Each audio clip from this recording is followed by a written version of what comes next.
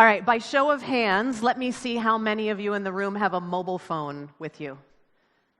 Yeah, it's a rhetorical question. We all have our mobile phone with us, and yes, it's our everything hub.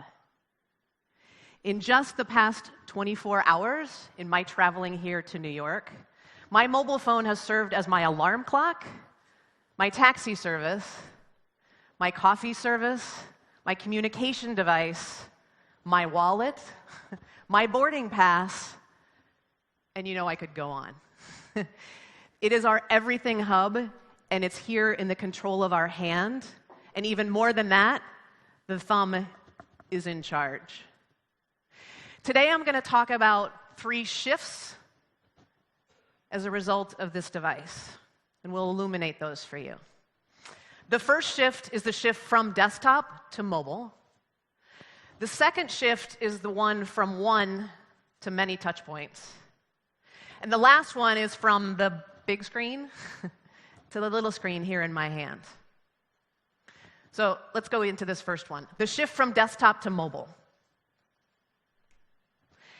Over the last 70 years, we have seen 4 big shifts in the way consumers interact with media. We saw the age of radio, the age of38 the age of desktop, and now the age of mobile.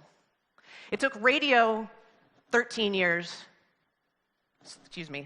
years to reach 38 million people. It took television 15 years to reach 38 million people, and it took mobile 10 years to reach 2 billion people. We only have to look as far back as the last holiday season to see the tipping point in m-commerce.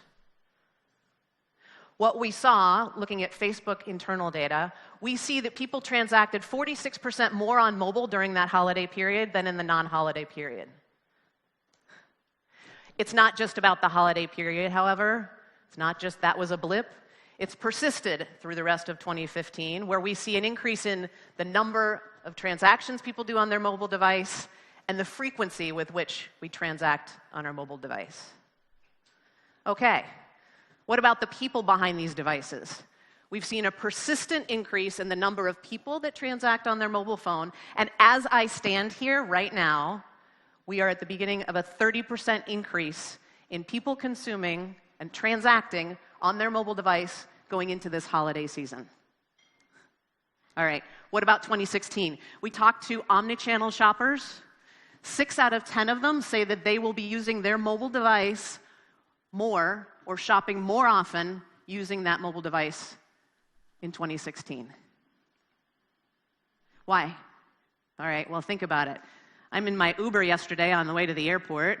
I'm looking at my mobile phone. I'm doing email. Thought about a helmet. I'm a motorcycle racer. I thought about a helmet.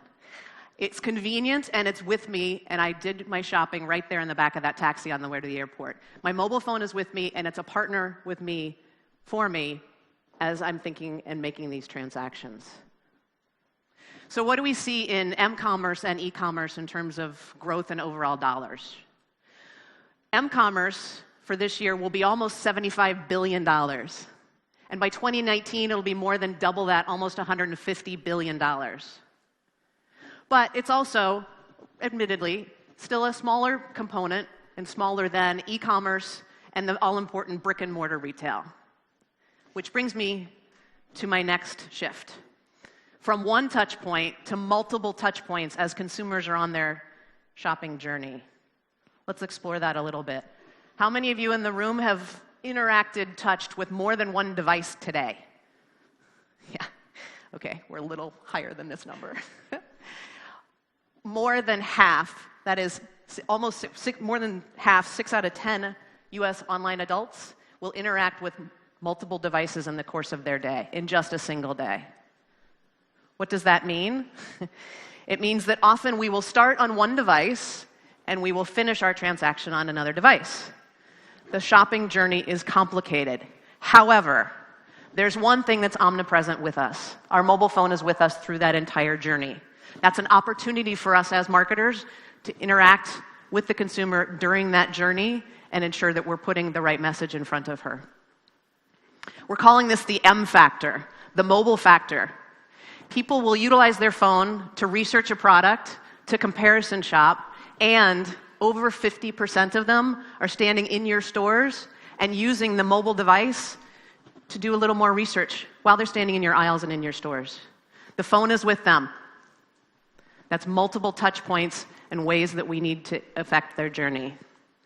All right, let me get to my third shift here. The shift from the big screen to the little screen. The Facebook IQ team commissioned some research with SalesBrain and our partners at the Center for Neurological Studies. And we wanted to understand the difference between the big screen in our living room and the small screen in our hand, neurologically. And I encourage you, there's a white paper on the FBIQ site that I'd encourage all of you to download and read because it's pretty extensive. Let me just give you the highlights of that, though. Comparing the exact same content when delivered to me on my mobile phone compared to same content across the living room. What we found was the mobile phone is actually better at getting my attention than the television across the room. When we explored that a little bit further, what we found was that the television has more distraction around it. The small screen is not as small as you think, and that's an important thing for us to remember as marketers. The small screen in proximity to my face compared to the larger screen across the room, this can be very impactful. In fact, the other thing that we found in that neurological research was that you can get the same emotive response from a person through this device as you can through the content served across the room. It's important context to know. Okay, so there is a place for all these touch points. When would I prefer to shop using the desktop?